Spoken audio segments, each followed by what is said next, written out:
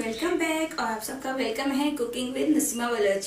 क्योंकि हम यानी 2 वीक्स में एक कुकिंग का शो जरूर रखते हैं, क्योंकि मुझे कुकिंग का बड़ा शौक है और सबको शौक होता है, तो मुझे ज़्यादा ही है।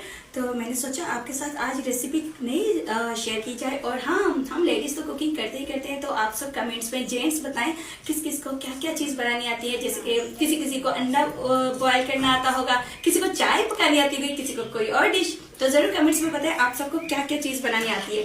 तो सबसे पहले ये है गोश्त, जो हमने गोश्त लिया हुआ है क्योंकि हम बना रहे हैं चिकन कौरमा। और ये इसके लिए चिकन कौरमे के लिए बहुत सारी प्याज काट के रखी हुई है और तेल रख दिया इसमें। और अब जैसे ही तेल गर्म होगा प्याज सबसे पहले शामिल करेंगे। और अभी हम कर रहे हैं सबसे पहले प्याज शामिल।